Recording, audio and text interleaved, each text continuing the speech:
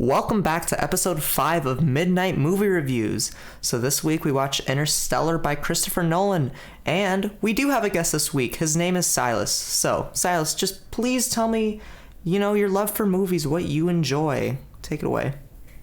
All right. Well, I like, Star Wars is kind of always my classic favorite, but otherwise I don't like a lot of other stuff in that genre. Mm-hmm. I especially like older films, like especially 80s, Indiana Jones and Back to the Future. But once you kind of get past that, it's not my thing. Otherwise, I love indie film, Wes Anderson, and I like YouTube short films too. Oh, like, yeah. All about, or like Casey Neistat's kind of stuff. Like, it's not how we traditionally think of film. It's more like, it's free, it's short form, but it's all about the story, less about the visuals, Yeah, so like it's like the journey, not the not your like final product in a way. Yeah, I mean, me and you, we both love Casey Neistat. He has a very unique style of filmmaking. Right. I mean, do any of you guys like that type of filmmaking? Because Casey Neistat is less vlogging, it's more like cinematic vlogging. Do you guys like that stuff or not really? Honestly, I've never really even watched anything like that. But now that you guys are talking about it, I'll definitely check it out. Yeah. Yeah, I mean, I think I might have seen one of his videos, and I don't know, I don't really remember too much about it, but I mean, he sounds like an interesting guy, so yeah, really. Probably go and watch that sometime. Yeah, I haven't really seen many short film kind of things. I'm more interested in just movies. Yeah. And big budget movies. Hey, it's always good to look into stuff that isn't that popular, because you might find a real good gem there. Yeah, it's good to branch out sometimes. Okay, well, I'm gonna read our summary for this movie, and then Adam's gonna take it away with the questions. All right. In the near future, around the American Midwest, Cooper, an ex-NASA pilot, is tied to his farming land with his daughter Murph and son Tom. As devastating sandstorms ravage Earth's crops, the people of Earth realize that their life here is coming to an end as food begins to run out. Eventually stumbling upon a NASA base near Cooper's home, he is asked to go on a daring mission with a few other scientists into a wormhole. This is because of Cooper's scientific intellect and ability to pilot the aircraft, unlike the other crew members. In order to find a new home while Earth's days are decaying, Cooper must decide to either stay or risk never seeing his children again in order to save the human race by finding another habitable planet. Adam, take it away.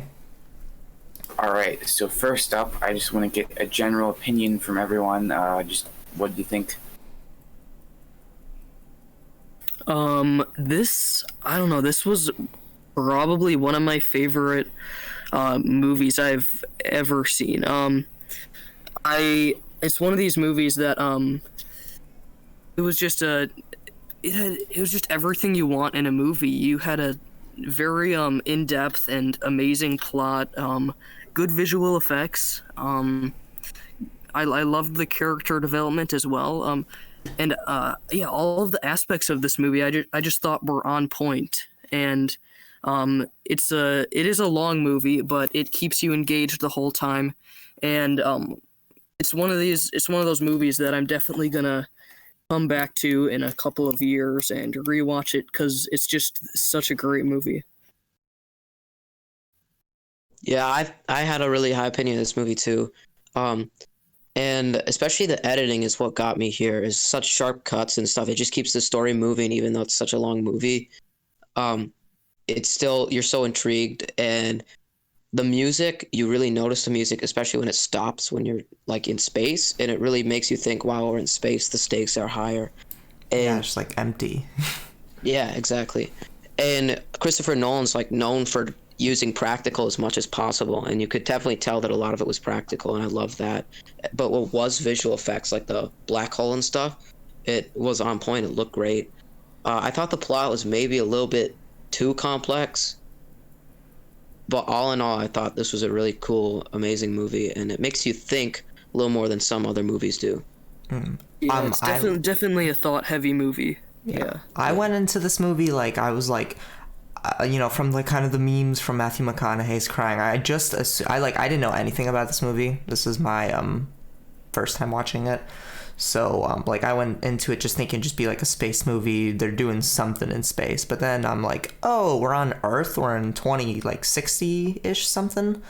But honestly, like Silas said, amazing effects in general, visual, practical, VFX, all of that was just like, it was like literal eye candy. Like you just can't beat it. Plot, I also agree, pretty complex. I was talking about this before. Like I had my phone out while watching this movie, just to keep track and make sure I understood everything that was going on. But yeah, great movie, just awesome music, everything was amazing. Nick, what did you think? Yeah, I thought this movie was a really, really true like cinematic experience. It had amazing visuals, like you guys said, like with the black hole and a wormhole and like just everything in space. It looked amazing. The plot, kind of like what Silas said, was maybe a bit complex, but like I definitely benefit from watching it again to get like all the plot points down. But it's a very, very good story, really good dialogue, and I really enjoyed it. So I thought this movie was absolutely insane. Like it was really good. It's one of my favorite movies, and it's just great. It's great. It's very good. Is that everyone? Yeah, I think so. All right. So on to characters and acting. So I'm just gonna start off by saying, like, I thought that the characters were played fairly well. Again, nothing like super like extraordinarily amazing. It was like down to the point. Everything was as it should have been. I really loved how you had different people playing different characters because of the different time points in the movie, right? But yeah, generally communication, everything. I love the characters. They were pretty good. Again, nothing extraordinary, but it was down to the point.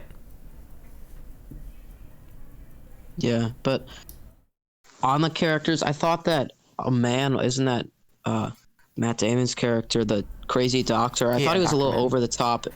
I felt like that was where the acting kind of wore a little bit thin, but otherwise everything was like super. Yeah, I felt like I was there. I felt like I was there, Yeah, I felt like Matt Damon was kind of just like an oddball sore thumb. Throw him in there just because they could have.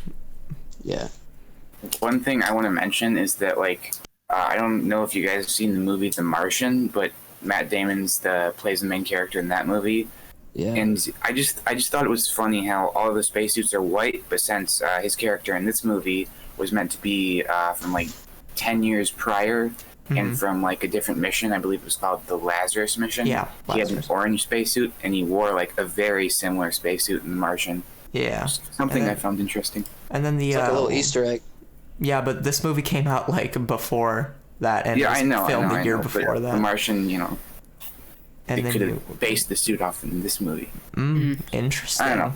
What do you think of it? Luke, Nick, what did you guys think? I thought the characters were fairly strong in this movie. Especially Cooper. I really loved how he was developed and how he changed throughout the movie. Brand, I also thought she was pretty good. I do agree with you guys though how the character of Man, he wasn't played too well in my opinion. I mean, I think that's mainly just because he didn't get a whole lot of time on screen and he was just kind of thrown in there like you guys said. Other than that, I thought the characters were pretty strong in this movie.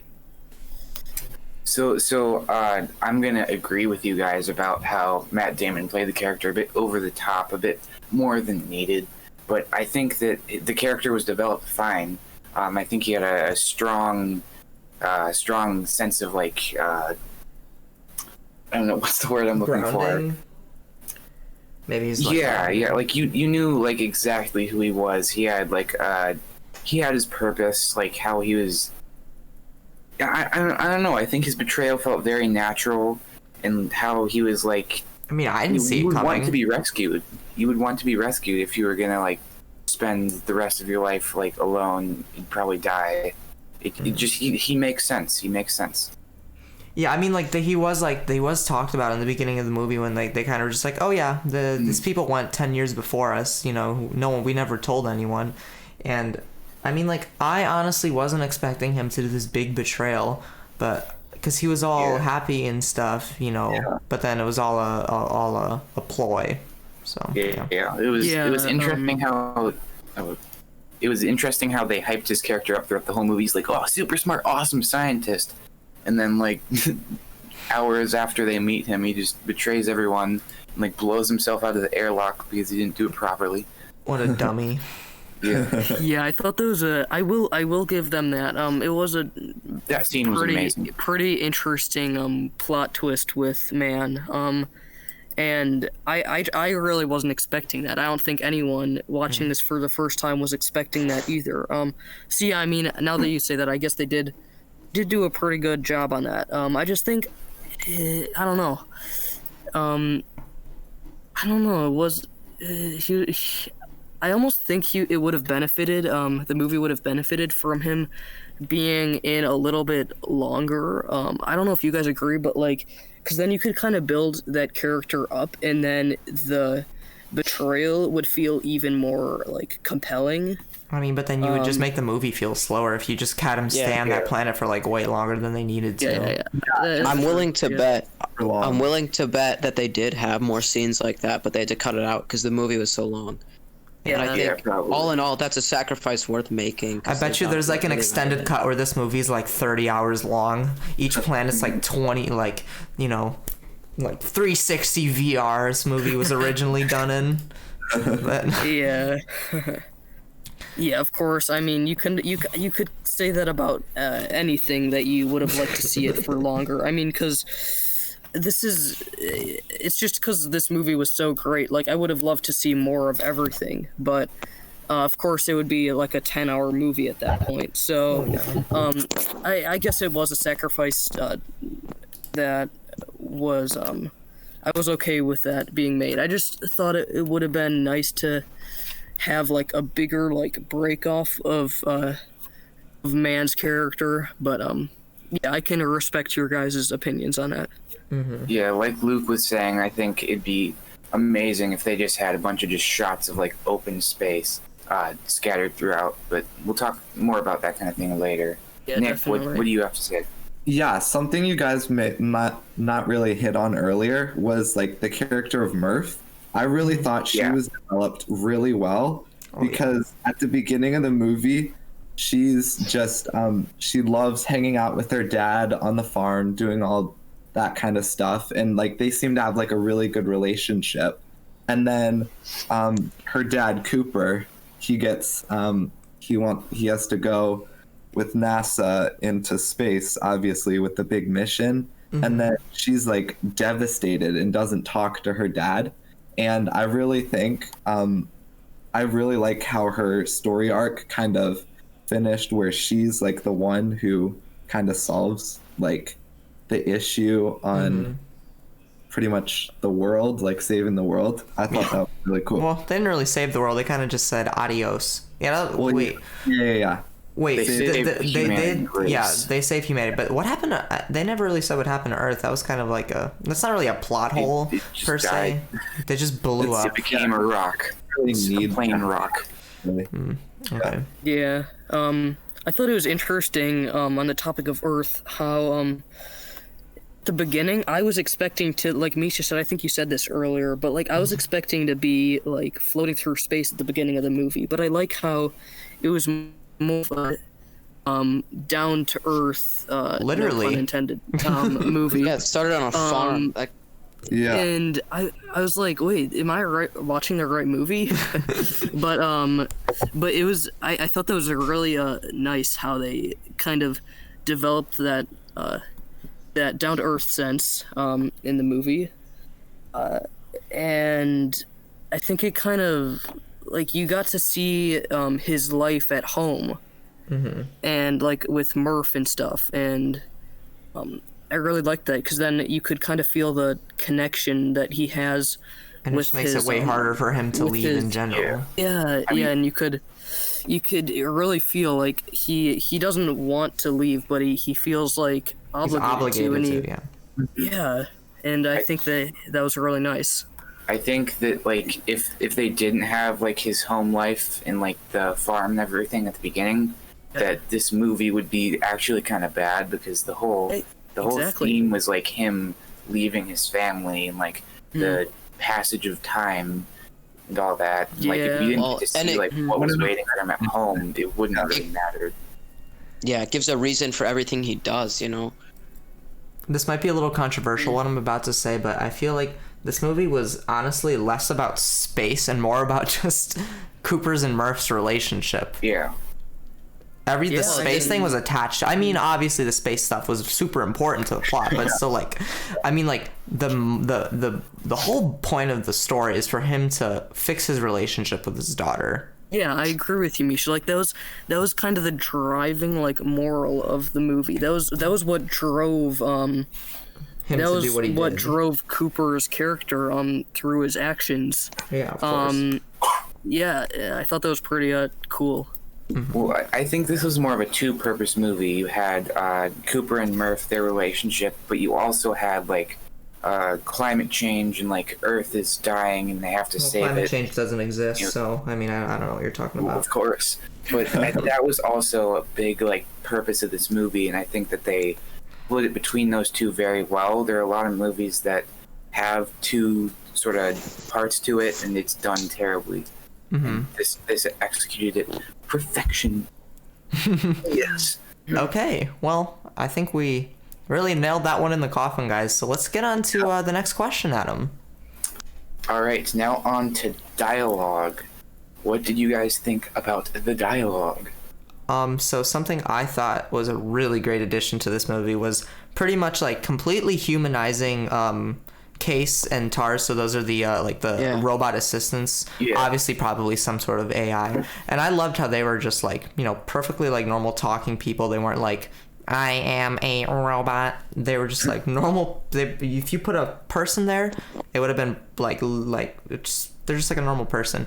And I thought that the communication between like the characters, the human characters and the robots, that was pretty well done. And communication between people and people was also really well done. I'm gonna pull a Luke Scalise here and say that it was not on par with our favorite film on this one, Pulp Fiction. However, it was still really good. Yeah. Definitely. I think, go ahead, Adam. You can go, Luke.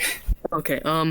Yeah. So I agree with your point, Misha. Like you look at Star Wars. I mean, of course, Star Wars is I mean the main. I don't want to get all controversial here, but in Star Wars, the robots in Star Wars, like you look at You mean the droids? R2-D2. You fake fan? Yeah. You fake fan? Hey, okay.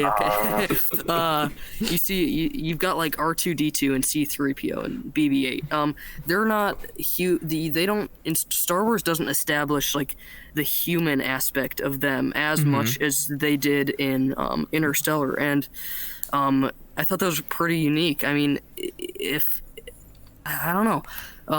It was really nice that they humanized it because like Tars. I'd say Tars was probably one of my favorite characters, and it's not common for that to happen with like a robot. But yeah, I thought that was really unique. I also thought the development of the relationship between Cooper and Murph throughout the movie, even when they were when Cooper was in outer space. You have like that weird communication going on there where they're not like directly communicating, they're emotionally communicating, because like I know we'll talk about it later, but a big thing in this film was like love and how it can go everywhere. And you know, that's how he I mean, obviously that isn't how, but that's like mentally, I don't know, like the mindset he used to communicate with her. Yeah, like Cooper and Murph, that was just such a powerful relationship. One of the most powerful relationships I've seen in any movie, and it just kind of like we've said before, it kind of drove Cooper's actions. Silas, what do you think on this one? I thought, as far as dialogue goes, it was pretty natural. Like, you could definitely, the cadence and the like the beats of it, you didn't really miss a beat. It was pretty natural flowing. So I thought that was good. It didn't feel kind of like stiff or wooden or I'm acting. It felt like it was actually happening. I did see on like the sheet of what we're like the agenda, music greater than dialogue. Yeah. So that's that's like a sort of a side question here. One of the things that many people noticed in this movie was the music was really loud, and a lot of times it overpowered the dialogue. And this is actually a creative decision. It's not like, oh, this movie sucks, I can't hear the words. It's just music. Opinions on that? You first. Ahead. Go, Silas. You All right. first, my friend. All right. I thought that, the point of that was to kind of show, like, it's the feeling, it's the emotion. That's what's more important than the words. And that's pretty clearly what was going on, with the whole love transcends borders kind of thing. Is it's the feeling. It's not just words. It's we communicate in more ways than we know. And I think the music showed that. So, like, my opinion on the music is, like, I remember this one part in the movie where I think that's when they're going through the wormhole. I don't remember specifically, but there's this, like, big, like, massive, like, orchestral, Hans Zimmer's, super style, like, music. And I always just remember in my head, I'm just hearing the words "the prophecy," because that's how I just imagine this movie's, like, this music, pardon me, is so prominent, and it's just like, I like that it overpowered the dialogue when it needed to. I agree. I totally respect that creative decision. It was definitely good. I'm positive it wasn't a mistake. Like, No. it was absolutely it added another dimension to the movie. And I mean, the fact that it overpowers the dialogue, I think is I think it's good, actually, because, like Silas was saying, kind of goes with the theme that sometimes there's things more powerful than words like love in this movie, and I think sometimes there didn't even need to be dialogue. The music just, like, said it all, and I thought that was amazing. The music was just top-notch, I'd say, in this movie. Yeah, I think I'm gonna disagree a little bit with that. Like, I thought the music was at times a little bit too overpowering, but like I like what you guys said with the like actions and stuff, like speak louder than words kind of thing. But I feel like they could have turned it down just a little bit, just to, like, sometimes I missed what they were saying a little bit, but it wasn't too bad. Okay. Okay, so we're gonna shun you now for hating on Hans Zimmer. Goodbye, exactly. Nick. Exactly. Yeah, I think music, like, the music was great. It just was a little bit overpowering. Stop trying to cover yourself. You're just spitting hate. Hans Zimmer is the greatest composer of, like, actual, like, theme music. Whoa. No, he is. I think you're forgetting John Williams, buddy. No, I'm not. Hans Zimmer's John better. Williams is iconic, but Hans Zimmer, like, this movie. He's literally built different. Yeah, Okay, exactly. in Like, this movie has, okay. No, Luke. I'm gonna cut you off here. This movie has so many songs that I would just, like, actually, like, listen to. Like, not even, like, watching the movie. I would just listen to these songs. And, like, this is, like, for every movie that he works on. Like, the Inception, that theme music was great. So was the Dark Knight trilogy. So was, like, everything else he's done. And, like, I believe he composed, like, a version of Pink Floyd's Eclipse for the new Dune movie. And, like, that fits so well with the trailer. And, like everything he doesn't have one single bad theme. It's just so good. And I feel like when the music overpowers the dialogue, that just makes it feel like so much better.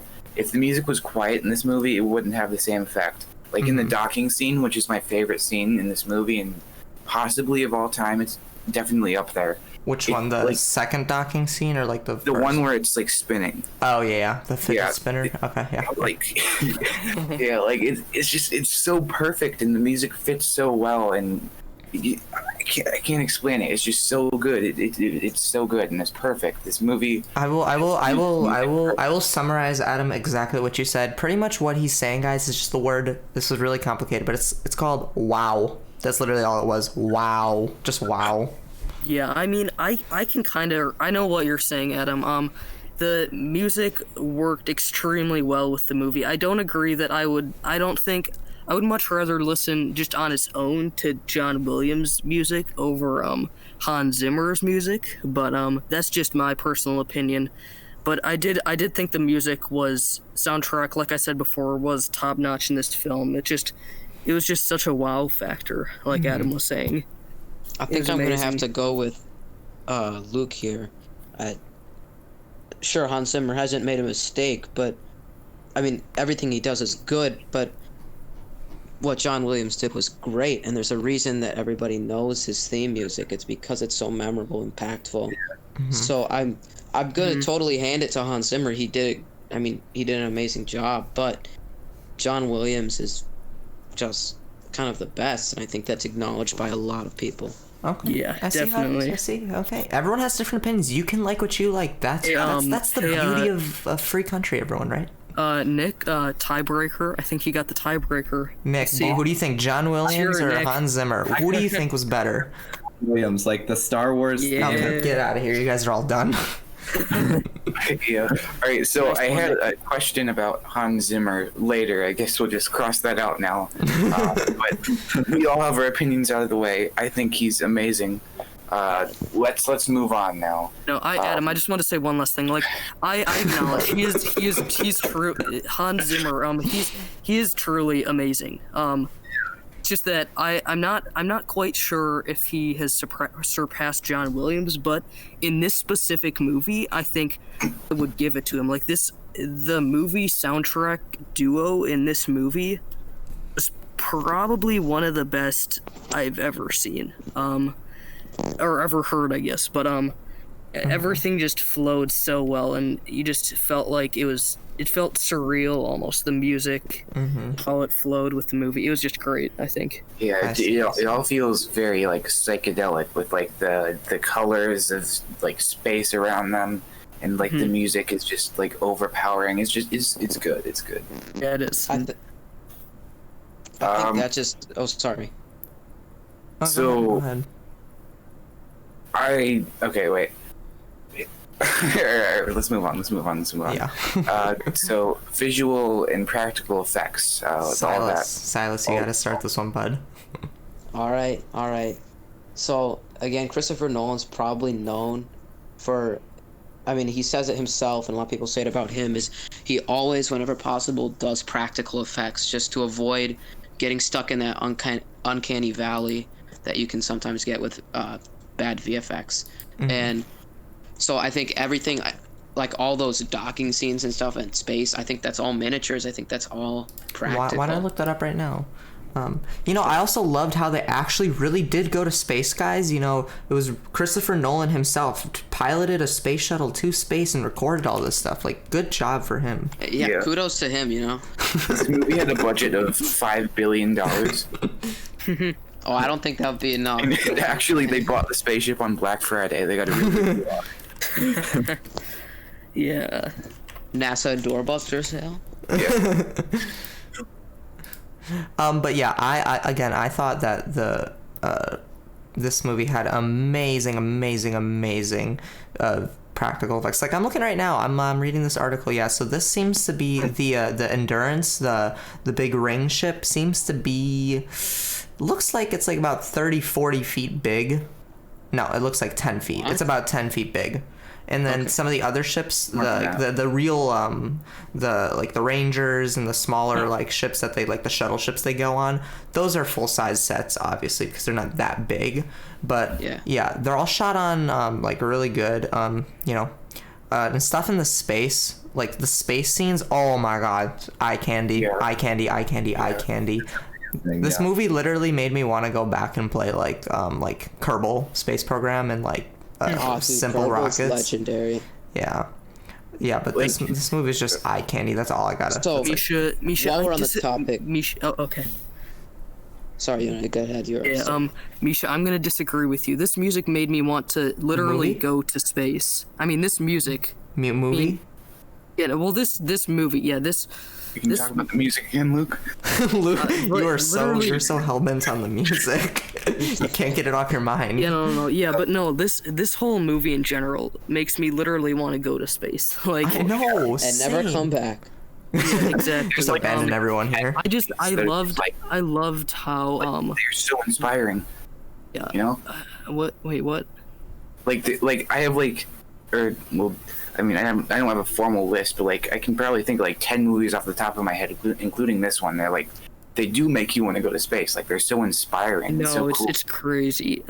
Like I was gonna say one thing. I really I really loved how the docking scenes and a lot of the more suspenseful scenes had this whole buildup of music, and they lasted literally like 2 to 3 minutes. It was like so drawn out, and it just built the suspense so much, and it was just so beautiful. It was, I don't know, it was just crazy. It's just beyond words in my opinion. Like that docking scene where they were spinning around. That was probably one of my favorite scenes, just because of how just like how drawn out it was and how the music was building up. Mm-hmm.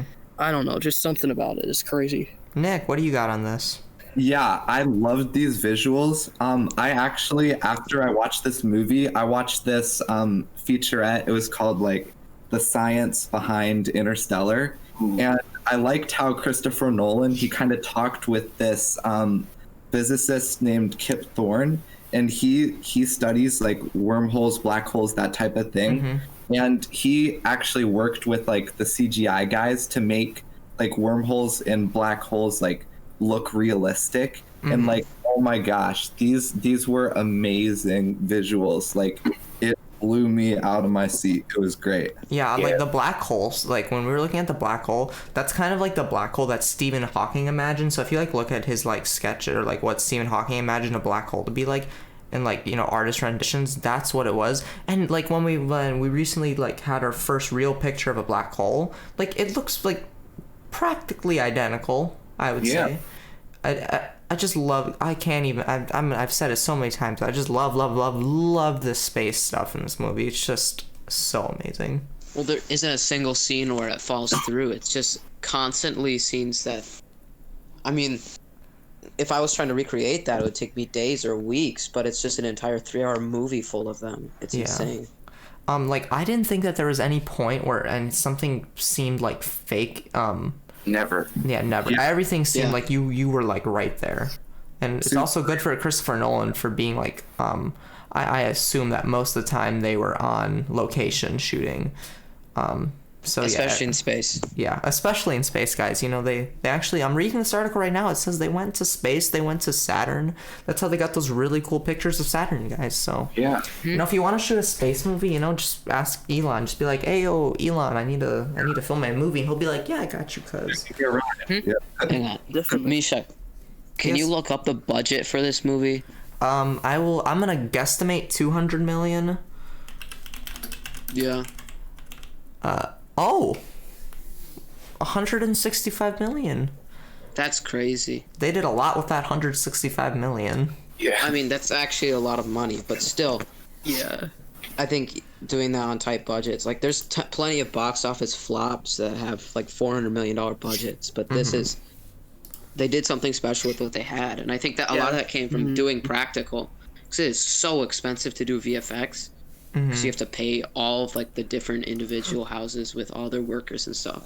Yeah, so it's just crazy. No money wasted opinion. Would agree. 100%. Yeah, like people talk about like the Avengers movies. They're like, "Oh, Thanos looks so good," you know, just the best effects I've ever seen, best CGI. Like this movie just transcends amazing. It's the visual effects are just amazing, absolutely amazing. Like it brings space to life, even though like space is actual. Yeah, space. because in those Avenger movies, you have like Thanos and stuff, like they're not real. It's not something you would see right now in this like given time. We would not see something that looks like that on this planet. So like Or believe it. Yeah, or believe it. Like, wow, oh my God, they animated Thanos's like little beard or whatever. Okay, that's cool. But in this movie, they did something that we can fathom at least. You know what I mean? Yeah. Something Yep, we the fifth understand. dimension. Yeah, we can. Yeah. Okay, but most of the time it even isn't though- crazy stuff. I think I know what you're saying, Misha. Like even though we've never experienced this, it makes it feel like you have, just because it feels like you're literally experiencing it. It's crazy. Like Yeah. it's just, I think it's just the combination of the camera shots, just the visual effects, the music, which I've referenced many times, but I don't think I can talk about the visual effects without talking about the music, because they all just worked so well together to just make this masterpiece of a movie. You're saying how it's a masterpiece, but like I love John Williams' music. Oh, no. Oh, boy. I'm talking about the But Adam. what I Let's was not trying to Adam. say is, did the music really elevate Star Wars that much? Like it was great. It was great yeah. music. Like, Yes, it did, Adam. It's so much There's a better. reason it's so memorable, right? Yeah, but this is like even more perfect. Oh no, I was talking about the movie being a masterpiece. The music Yes, was but also in this you movie a mentioned the masterpiece. music. You mentioned the music and Yes, how I know. it The goes music- together with everything else. to Music make it was a masterpiece. amazing in this movie. The But- music, yes, it was amazing But in this if movie. the Star Wars music was different. Like, yes, that like the Star Wars music is amazing. Okay, it is. But like, does it really like fit Yes. it that well and just like elevate the movie that much? I Totally. think it does. Yeah. Totally. I just sent something in our little chat, guys. This is your proof, and that's all you need. Yep. Sorry, Adam. You're going a little I overboard sent now. 4. I sent 4. Okay, fight me. Okay, guys. I Alright, think this is enough on. Let's not bring this up again. We're done with this. Okay, Alright. the next one. They're both amazing. Let's just leave it at that. Yes, Yeah. I agree. Okay. Next Let's question. move on. Let's move on to pacing of this movie. I'll start here. I think, like you guys have mentioned, the pacing was slow, and honestly, unless like nothing interesting ever happens, pacing never really bothers me. If there's a really long build-up, but there is a payoff, I don't care. And well, this movie was extremely slow. There was a big payoff, so I feel like the pacing. Well, a lot of people would probably stop watching because it was 3 hours long, and like the first hour and a half was basically like, you know, no action, no big like plot twists or anything. But honestly, there was a huge payoff, and it was all worth it. It was all very good. Yeah, I part of the mean- reason I think this movie was so long was just the build-up. Like you said, there was so much build-up, like in multiple scenes, like docking the ship, or I don't know. There was so much build-up, so much suspense, but the payoff was even bigger. And I think that it is a slower movie, but it's so worth it. And I'm glad that it is a slow movie, because I enjoyed every second of it. Yeah, Yeah. I mean, like, I would have to say, like, the pacing. I really agree with what Adam said. Like, yeah, this movie is it's not the slowest thing in the world. However, just like there's so much stuff that they have to explain in this movie for them to get the point across of what's going on. They have to take it slow. Otherwise, you're gonna be flying through scenes so quick you can't comprehend what's going on. Yeah, I mean, there's literally stuff that we don't yet know. Like, we don't really know what happens when you go into a black hole because we haven't even gotten close to one. And there's stuff that we literally cannot comprehend. Like the fourth dimension, it's like it is crazy. and it'll be. I mean, we'll talk about this a bit later, but it'll be interesting in like 100 years or so. Whenever we do figure out, all the things about black holes and all that, it'll be interesting to watch this movie. We'll be back in 100 years, so stay tuned. Midnight movie reviews. Yeah, we're all gonna cryo sleep, guys. We're gonna wait just for you. Nick, what did you think on this one? I actually would like to respectfully disagree with you guys. I thought the pacing was good because it did not feel like a almost 3-hour movie to me. Like it felt like 2 hours at most. And I thought it covered what it needed to in the right amount of time. So I personally did not think it was slow. Mm-hmm. I thought it was good. Well, I mean, it wasn't super slow, and it was a lot slower than I would say is normal. Cool, because it's not an action. Okay, it's not an action movie in the way you think action movie. Yeah. Mm-hmm. It's action in the way you think spinning spaceship docking. Literally, best scene in this movie, guys. The fidget spinner. Honestly. Yeah. Yes, definitely. Yeah. Silas, right. did you say anything on the pacing? Okay. Go. Can you guys hear me right now? Yeah. Did you say anything on the pacing? We're just all screaming at on each pacing. other. Yeah. Yeah, you kind of were. Anyhow, my thoughts on pacing is it was a long movie, but I also didn't really notice its length just because the pacing. There was so much going on. I was kind of on the edge of my seat the whole time. My heart rate was kind of high in some of those scenes just because it was so intense. Are you okay? Do you need a doctor? I think I'll make it actually. Okay, that's good. We don't want you dying on us. Yeah. The intensity was like so. It was like just so dialed up. It was almost hard to watch, but in a good way. Like, it's like, oh, are they gonna make it? But it's just insane. I think, it was like a longer movie, but it wasn't exactly insanely slow. It was just. It had so much build up and so much payoff, and I think that was amazing. Yeah, would agree. It's a long movie, but like none of it is wasted. Whoa, Adam, you just interrupted our guest. Not cool. I didn't hear him talking before I was talking. I think the guest interrupted me. Oh, I don't agree. I don't agree. You definitely. I disagree with that, Adam. Adam's just being disagreed with. Adam's just salty about Hans Zimmer. Okay.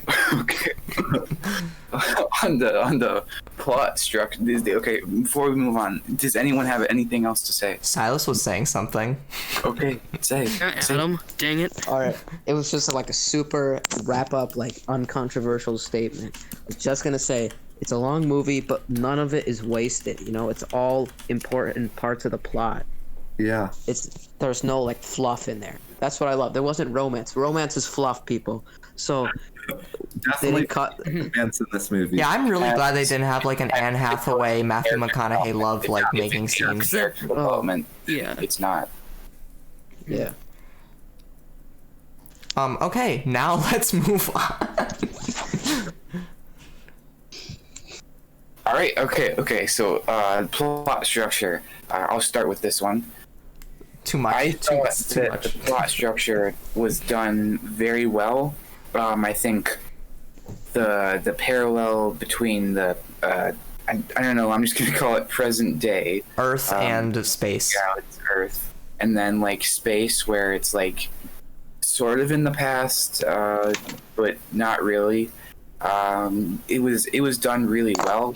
I feel like they introduced it was mostly like in the space part, but I feel like they introduced the scenes on Earth when they needed to be introduced, and it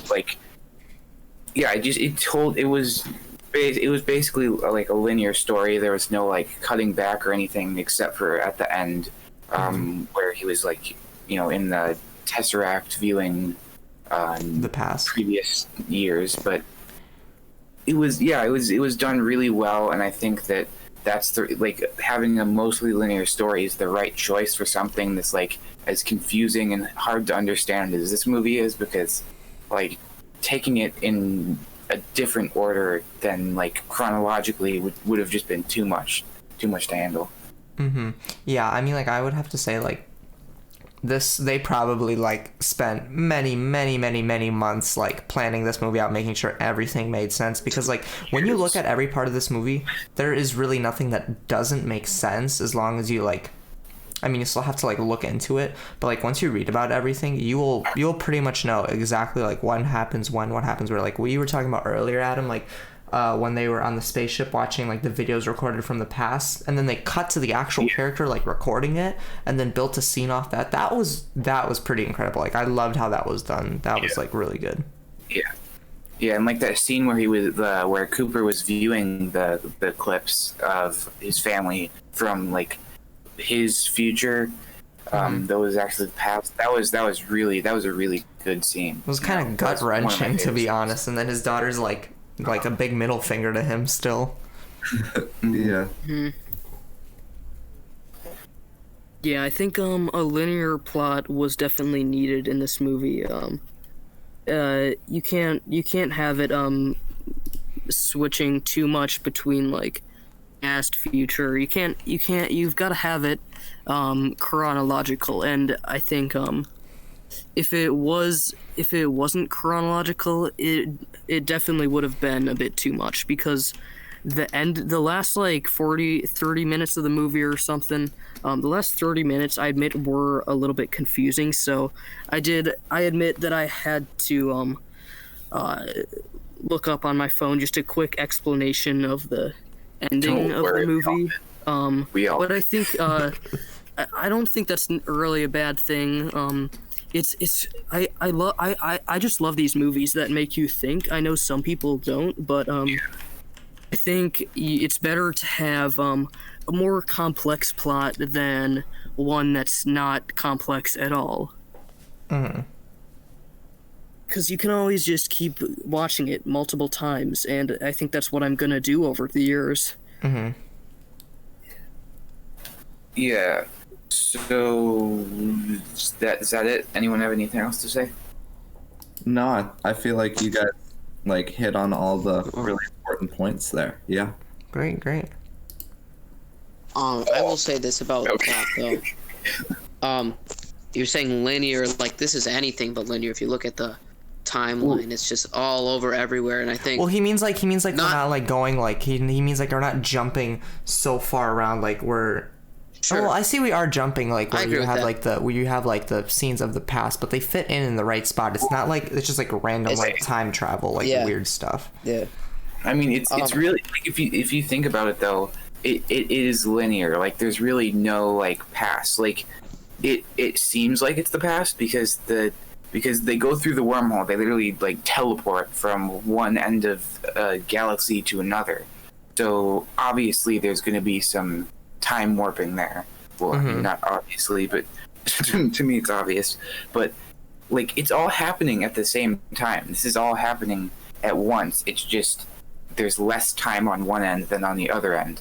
So it is linear. They're not jumping, like, back and forth. Like, the characters on Earth grow, but the characters in space don't. Like, it is chronological. Yeah, that makes sense. Total sense. Yeah. Okay, well, we've hit all the points. So, what? We've hit all the points. Now let's move us on. Okay. Cinematography. What do you think? Unbelievable. Literally, mind-blowingly, like, again, wow. Just wow. You, like, again, like, this was shot IMAX, so it's gonna look awesome anyways. But, everything looks so real. Everything, you felt like you were right there. Like, honestly, like, I was like, gosh, am I like sitting in this chair next to a Mathew McConaughey? Like, are we going to space together? I'm like, wow. It's just, everything, like, makes, like, everything just, like, looks so perfect. Everything was shot perfectly. I just, like, that's all. It's just so wow. There's so much, but it's so wow. Yeah, definitely. Yeah, like, if someone were to break into my house during the time of me watching the movie, I just wouldn't notice. And Very interesting, Luke. Very I good literally comparison. that's how immersive this movie is. Is that a It's con of this movie, Luke? what? Is that a con of this movie? No, I it could be in a rare instance that someone Want to does notice. break into your house. So you might want to like set up some traps or something before you sit down to watch the movie next time, because I was just so immersed in the movie. It was insane. Like I don't know. I think we've said it all throughout this. I don't really have much more to say. It was just amazing. Wow. So, in my opinion, Christopher Nolan is one of the greatest as far as cinematography, and they're definitely one of the modern greatest as far as cinematography.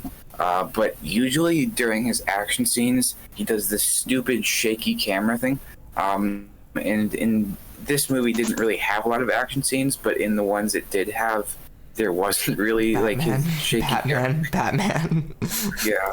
Yeah, and I don't know. I felt like it can be done, and it can be done well, but like I just 90% of the time, if not more, it doesn't add anything, and you just can't tell what's going on. Mm-hmm. So I agree there. yeah, like in the docking scenes, like it was interesting because it was like at an angle, like that you wouldn't normally have. It was like tilted. It was really interesting, but it was mostly like a smooth shot, you know, and that just added a lot more in my opinion. Yeah, it was all like very visually stunning. It's like maybe my favorite favorite movie in terms of visuals. Like it really blew me away. Mm-hmm. Definitely. Yeah, and I think what really got me with the cinematography was like the angles. You got the little angles to show the details, and that little B-roll bits like that really carried the story. Like, It you know, you carried have the your wide action. shots. Like, sorry to interrupt, Right. Silas, but you have like this, this memorable scene, like right after Matt Damon's character. What happens is, he blows up the docking thing a little bit, and then you have that massive wide shot of Brand and Cooper trying to come in. You just see like the planet, and then you see the little ships, and it's just like just putting into perspective everything. It's just so crazy. Okay, continue. Even during the most intense scenes, like the docking scene, like he does not hesitate to just like break you away from like inside the ship where everything's like spinning, and just have like a steady, wide, pulled back shot of just like all the space and everything. It's good. It's good. Silas, finish what you were saying, man. It's not super frilly. It's kind of repetitive. Like it's establishing dialogue and then some B-roll. But it just gets the job done like nothing else. It's like it's focused on the story the whole time. There's not any kind of frills or fluff in it, and that's what I love about it. Mm-hmm. Let's get a move on, guys. Now on to symbolism and themes. Okay, so what I'm gonna do quickly, everyone, is I'm just gonna read off all the stuff I think was very important in this movie, and our themes and stuff. So let's get a move on with this. So number one big thing, sacrifice. Something we see a lot in this movie. Like some people don't want to do it, some people want to do it. The next thing is evil, like the evil of humans. I'm not really gonna explain this. I'm gonna list them off. We'll talk about them later. So next one is gonna be endurance. So how long people can last, and also like the name of the ship. The love within humans and how it transcends everything. And then isolation. So you guys take it away. Start talking about whichever one you want. Time. Time. Time's more of a plot thing, not a... Okay, yeah. It's kind of a theme. Okay. Did you notice the spaceship was a clock? Let me look. Let me guess. If there's 12 things... Yeah, 1, like 2, 3, there's like 12 segments, and they're all interconnected. Actually, pick that up. That's a good observation. That's cool. Okay, yeah, 12. You're right. Okay, you get this one, Adam. Good job. All right. So I guess I'll lead here. I felt that the themes in this movie, there was a lot of them, and they were all created very well. They all had their own time. I think no pun intended. But I think time, especially, was a very good theme in this movie, and it really interconnected with the theme of him, leaving his family, the sort of isolation theme. That was all done very well, especially. It was really interesting. Like you never see in movies or really anywhere, two separate passages of time. It was just, I don't know, it was just good. I think that there's plenty of scenes displaying, the messages they were sending back and forth, displaying the passage of time. It was good. It was good. And the emotions that stem from that were really good. Yeah, I would agree. I'd agree big one on that. Also something that Silas, go ahead. Okay. What I will say is that I think time is less of a theme and kind of more of a topic. And the theme, time is a very big issue, but the theme is how do you use it? And I think the theme is use your time wisely and remember it's not about you. And that kind of ties into your other ideas sacrifice, it's always worth it. Love, that kind of transcends time. So I think time is a big catch-all for everything.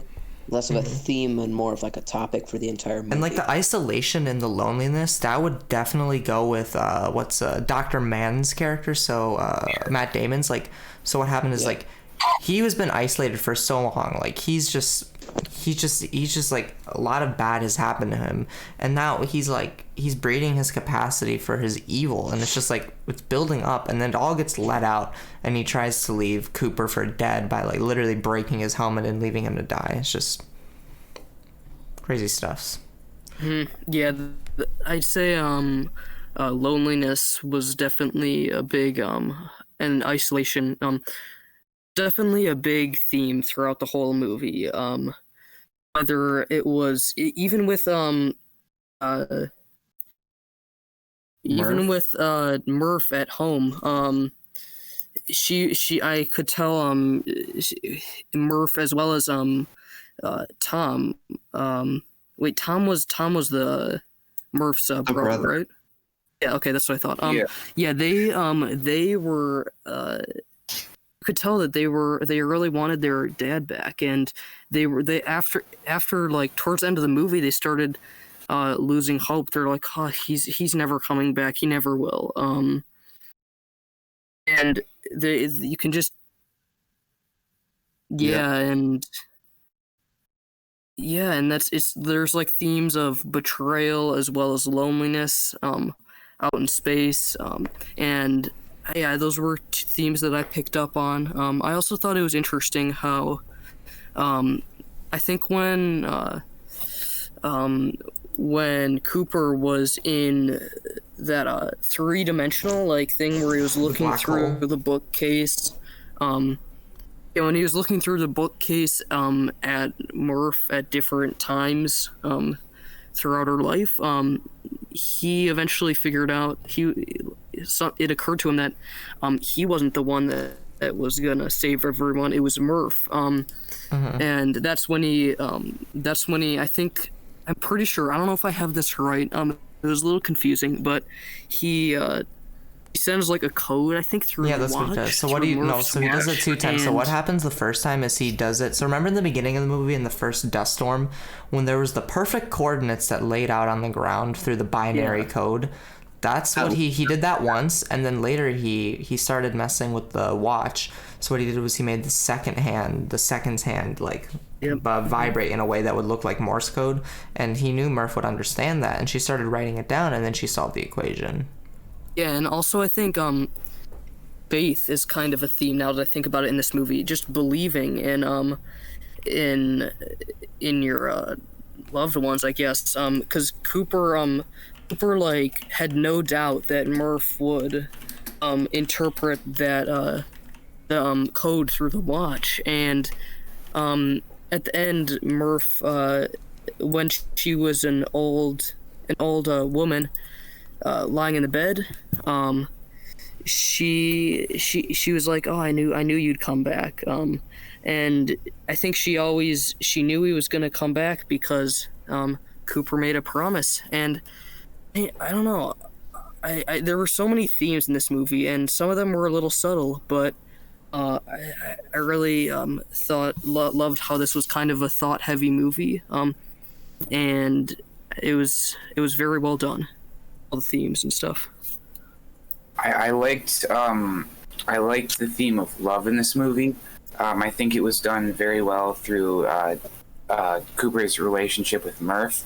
But one scene I want to dive into in particular was when the female astronaut, I forget her name, when she was talking about when she was talking about how like love could possibly be like a gateway to something, like in just emotion in general could be like something we don't yet fully understand, something that's like, you know, above our comprehension. I thought that was a really interesting take on it. I mean, overall the dialogue in that scene was kind of corny, but I think that it gave us a lot to think about for sure.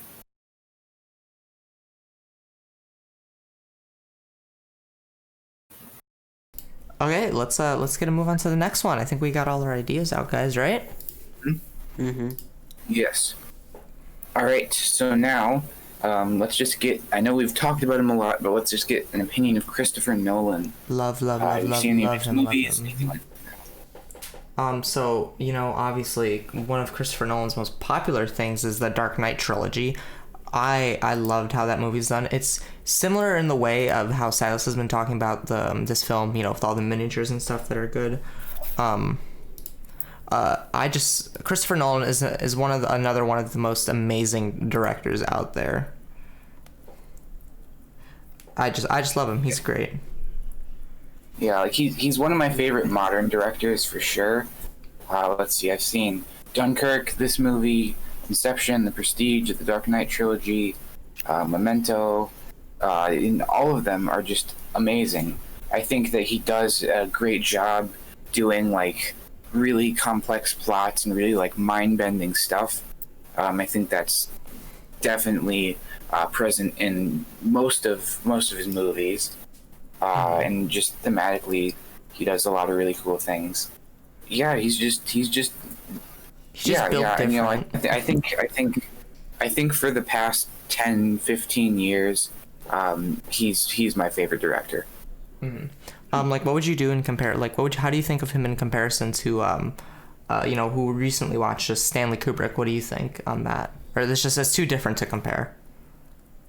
Yeah. Well, I guess I will talk about that. Anyways, actually, no. Wait. How would you compare this movie to Kubrick's 2001: A Space Odyssey? That's more of the question I'm looking for. I saw a lot of parallels.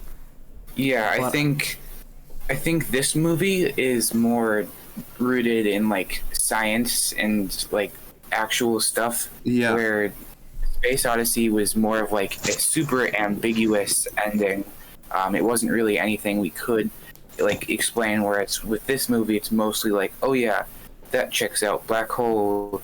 It's time like back travel, with real research. Like they probably spent a lot of time and effort, like doing like a lot of like, you know how Nick said before, we had an actual like physicist and like space person doing stuff. Yeah. To make sure it's all like good. It's like checked out with all the science. Yeah, and Nick, while you're talking, like how do you think of Christopher Nolan? Do you like him? Do you not? Once you're, you know. Yeah, I feel like he's definitely a good director. This is the first movie I've seen of him. I really think he does a good job with this movie, like making sure everything checks out, making sure like it's realistic and it stays true to like the science. I really think he's a good director. Yeah.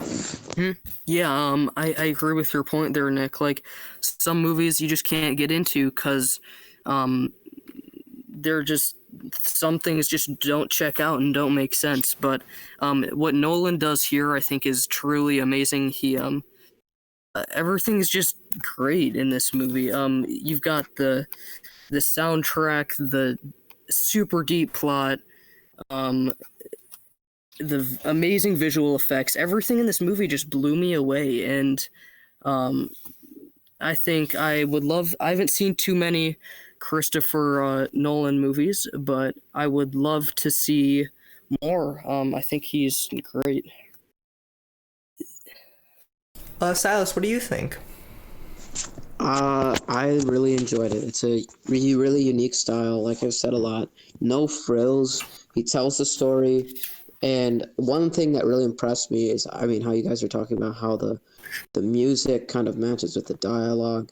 It just shows how well all of the groups were able to cooperate with each other. Like music production, cinematography, VFX, all that came together.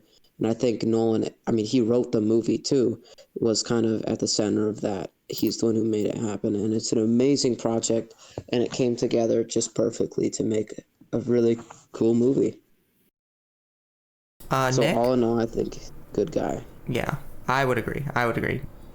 All right, this is going to be a big one. How did you feel about this movie's depiction of the future and like just space and physics and science in general?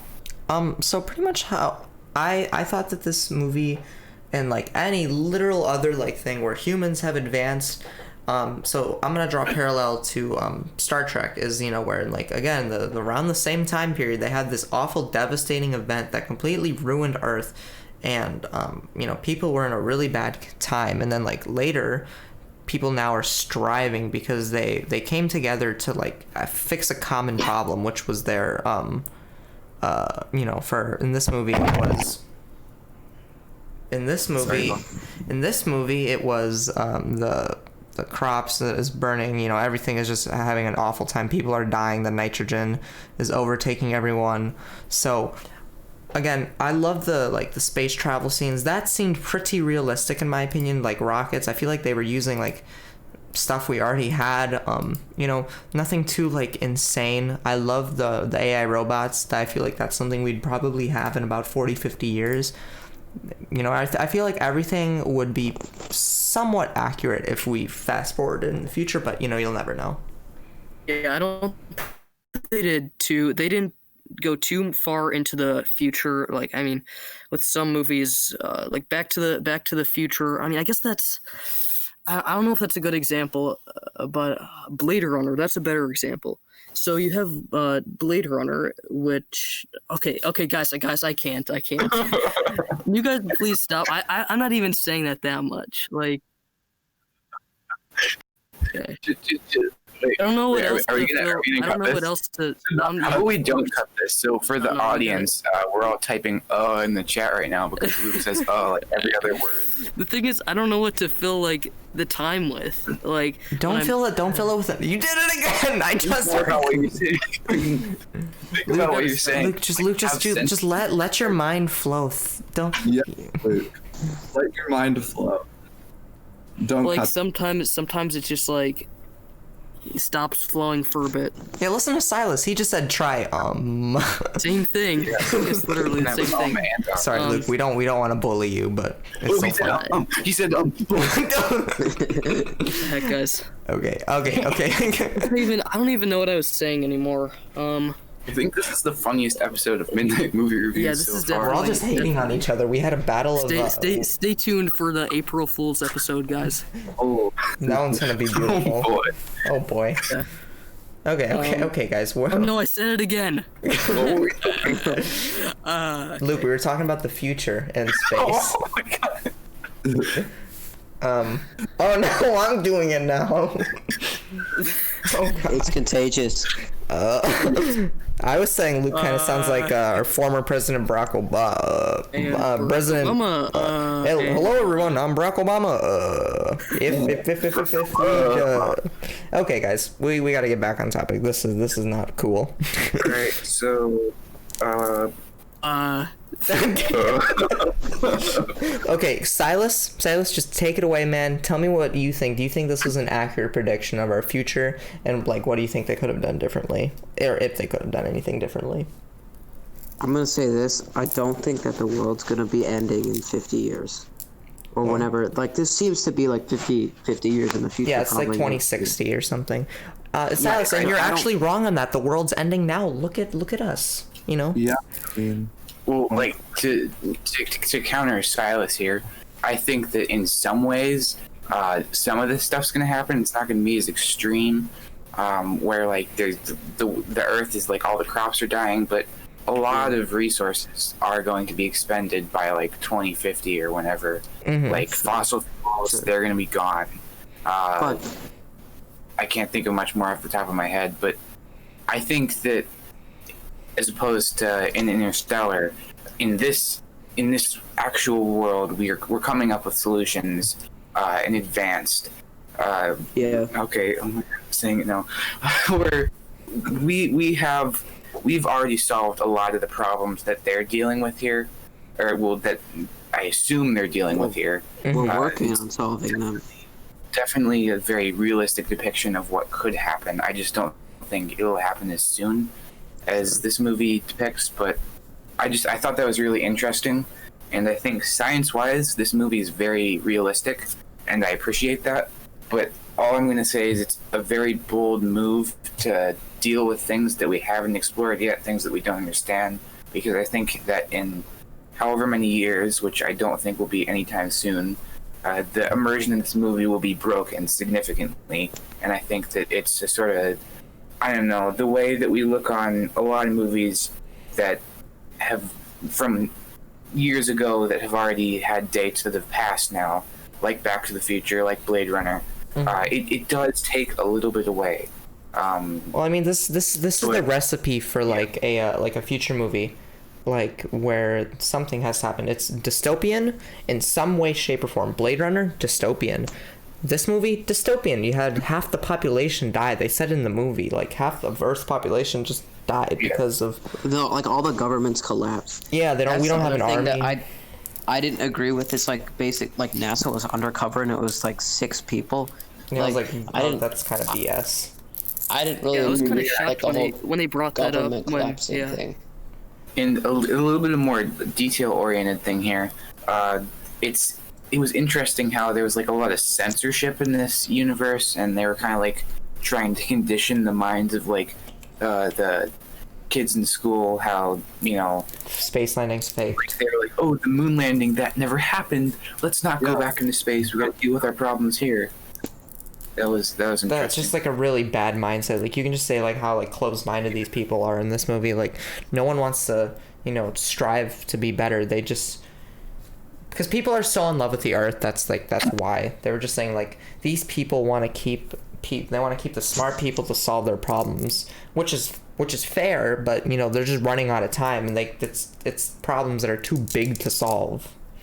And I don't think that problems this big could really arise. I mean, it's possible, but I think we would have answers. But in this movie, they kind of had to come up with a way to get to a reason for people to leave Earth, essentially. And Well, yeah, that was kind of the whole point of the movie, though. Exactly. And I think the crop failure, no more food anymore. I think that was a good way, for a good reason for them to leave the Earth, because it's something that can't really be avoided and can't really be fixed as their time is running out. So I don't know if it's necessarily realistic. I don't think we're gonna run out of food in 50 years.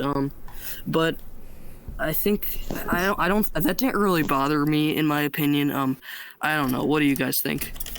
I just want to say something real quick. Go on. I like how you guys think like the dust stuff causing the crops to die. It was actually, Christopher Nolan said it was kind of like modeled after the 1930s Dust Bowl, and You just said that though. You just said I liked how it wasn't this, but then you said it was this, Nick. Think about what you just said, dude. Okay. Yeah, bit of a questionable line of reasoning. Yeah, questionable line of reasoning, Nick. Okay, what did you mean? You just say it again, just to reiterate it. Christopher Nolan, he had his idea was modeling like the crisis after the 1930s Dust Bowl, like the issue with like all the dust like killing the crops and that kind of stuff. Yeah. Well, this movie is kind of modeled after the Great Depression. Like literally, you had people talking pretty much. You could assume the people in the beginning of the movie, on like when they're being interviewed, you could assume these people were talking about the Great Depression. You know what I mean? Even though they weren't. Like, you could, this movie is very close to the Great Depression and how life Speaking was. of those people getting interviewed, that was kind of trippy at the end when he went through like all the houses. Yeah. On the space station, and it was that. It's like the beginning of the movie. Like they made the movie about. They made the movie about the movie. Yeah. Trippy stuff, guys. Real trippy. Yeah, also the trippiest part of the movie. Kind of liked at the beginning about the older people and how that kind of brought a sense of down to earthness in the movie, and I really liked that. And it, like I've said before, it sets up the whole rest of the movie, and it kind of it sets up the whole setting. And some movies don't have that, and I thought that was really nice. Good point. Good point. All right, I want to go back a bit to what Misha said about and Nick about how it was like sort of like the Depression, like the Dust Bowl. This movie, there was a lot of themes of like sort of like, you know, time, of course, and how it's like sort of cyclical, how like the clock going around and it just loops back to, you know, where things happened, and like eventually Earth is just going to get degraded so much that we can't deal with it and we have to leave. I thought that was interesting.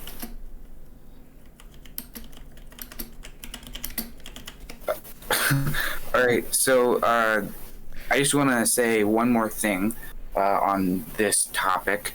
Yeah. There's one quote from Cooper near the beginning that I feel like sums all this up very well. We used to look up at the sky and wonder our place in the stars. Now we just look down and worry about our place in the dirt. I don't know. I just thought that was a really good quote. Yeah. Yeah, it sums up everything we've talked about in the last 10 minutes. Mm-hmm. Yeah. Okay then. Well, if that sums it up, let's get moving on to the our final thing. Yeah. All right. So, we already talked about Hans Zimmer. So, does anyone have any last thoughts to put in there? No. Just move it completely. No. Well, I have some. No, you don't. No, you don't, Adam. Adam, you know what thoughts you do have right now, my friend? Adam, these are the thoughts you have. You actually have thoughts about our final rating. So, Adam, lead us into that one, please. Yeah. I think we do. I'll give my rating first. Silas, we usually do these out of 10, and 0.5s are usable. It is better than doing it out of 20 because it just sounds better to have it out of 10. Yeah. But I've given 3 10 out of 10 ratings, this being the third throughout all of Midnight Movie Reviews. And I don't know, we were just watching a lot of my favorite movies. Pulp Fiction, that was a 10. Blade Runner, that was a 10. And now this is a 10. Wow. These are just very, very good movies, but all 3 of them are very different movies. And yeah, this was a perfect movie. There were really no flaws. I think the only flaws were maybe that, like, in 50 years, some of the science stuff will be proven wrong. But that's a flaw we don't have to deal with now. Yeah. So I don't know. I don't have anything negative to say about this movie. Very good job to everyone who worked on it. Mm-hmm. Yeah, it's cool. Silas, what do you think? What's your rating, my friend? All right. So out of 10, I'm gonna give this a 9.5 for a couple reasons. First off, 10 out of 10 would imply that it's literally the perfect movie, and I don't know. I don't think that exists. And like, I don't know. 10 out of 10 is something I'd only give to the best movie ever, and like, which it is. Amazing movie. This is pretty close. But again, 9.5. I guess my only reservations about this movie is a few corny dialogue parts. First off, that whole scene with Matt Damon's character, like, it seemed a little over the top. And then second, that scene with Anne Hathaway's character, where she's like talking about her love, and it's just like, that just felt so fluff. That was my only fluff moment in the whole movie. I see. So otherwise, unbelievable movie. I mean, I think that scene, the dialogue, they could have worked a bit harder. I mean, it was important, but the dialogue, like, the delivery wasn't there, is what he means. But like, the actual like deeper meaning behind it fit in well. Sure. Silas, is that right? That's what I would. Yeah. Yeah, the idea of but like by fluff, do you just mean like if they unnecessarily add or like things just seem like really corny in a sense? Is that what you mean by fluff? Yeah. Or just like filler. Like, how does that serve the story? It's Like, I need to follow my heart. in love, it enriched your understanding of their relationships, because there's I know we've talked a lot about Cooper and Murph. That relationship, just seeing that, hey, maybe that's something like more than we can understand. Maybe that's there's more connections. Like the whole movie, they kind of like have, their thoughts. They know exactly what the other person is like trying to say. Like, oh, that's Morse code, and that's my dad trying to tell me. I know exactly. What he's trying to say. Their thoughts are intertwined, and it's like a deeper connection that we can't understand. I feel like that was definitely such a deep relationship, and I loved that. What do you think, Silas? I mean, actually, Nick. What do you think, Nick? Yeah, I would give this movie like 9.5, kind of like what Silas said. Like, there's probably only one movie I can give a 10 out of 10, and I don't really have a favorite right now.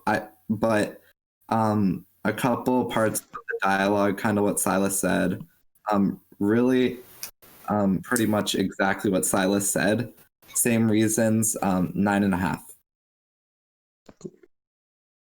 All right, wait. Before we move on, I have a question for Silas. So you said that 10 out of 10 would be your perfect movie, and this was a 9.5 because it wasn't quite the best. What do you think is the perfect movie? Ooh. I don't know how to sum it up. Uh-oh. Because a perfect movie is like, can I even comprehend that? Because my mentality is flawed. So That's true. In my opinion, the perfect movie doesn't exist, but it's something similar to this with incredible visuals and incredible story. Okay, how about this? How about this is the way to see it? A 10 out of 10 would be like your most favorite movie in a way.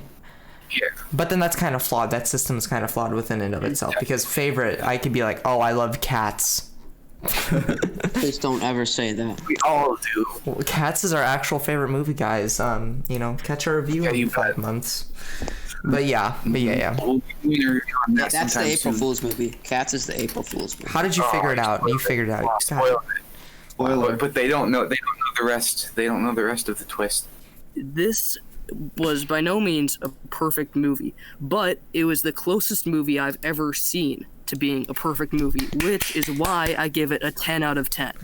Oh, plot twist!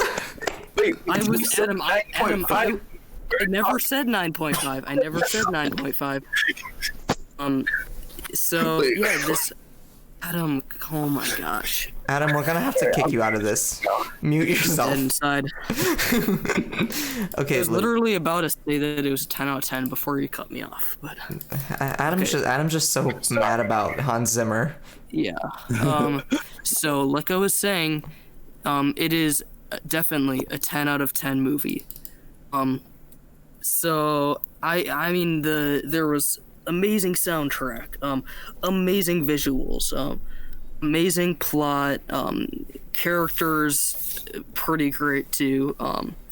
I don't know. It was just such an immersive movie, and I think we've kind of said it all tonight. I don't really have any more things to say. Yeah, 10 out of 10 movie. Might be my favorite. I'm pretty sure it is my favorite movie of all time. So yeah. What do you think, Misha? So guys, pretty much my whole thing on this movie is I kind of disagree with the notion that Silas said about the fluff. I didn't really notice it, but like when I'm looking back at it, I see it. But to me, it didn't take away, and I didn't really think it was fluff like you said it was. So I would give this movie a 10 out of 10. It's just everything came together to create just such a visual and auditory masterpiece, and that's all I'm gonna say on it, because I don't want to make any more controversy between us. You can do. Please, you're welcome to do it. I think that encouraging discussion is very good for Midnight Movie Reviews. Please go on. No, that's it. That's really all I had to say. It was a visual and auditory masterpiece. Like you can beat it, but to me, I think it's like honestly something amazing. And where does that lead us, guys? This leads us to our outro. Wait, sorry, what was your number? I missed that. I said 10 out of 10, my friend. Oh, nice, cool. Okay, guys. So if you didn't catch it, this week we watched Interstellar, directed by Christopher Nolan. General synopsis from us is that we think it's a pretty darn good movie, and we do recommend you watch it. So Adam, tell us who's on for next week. All right, next week we got my friend Colby. I'm actually talking to him right now about what movie we're gonna watch next week. So next 10 minutes we should be. Oh wait. Okay, he just sent me a link to a movie called The Dictator. I'm not sure. Oh, I love The sure Dictator. No, that's a great movie. It's you know the guy who made Borat. It's the same guy. Oh, okay, all right. So we'll be watching. We'll be watching then. Okay. All right. Clearly, just sent me the link after I was saying that. Okay, Thanks. guys. Well, that's some good timing. So yeah, we're watching The Dictator next week. So we're all gonna say good night. I'm gonna say first good night. Good night. Night. Good night, y'all. Okay, bye guys.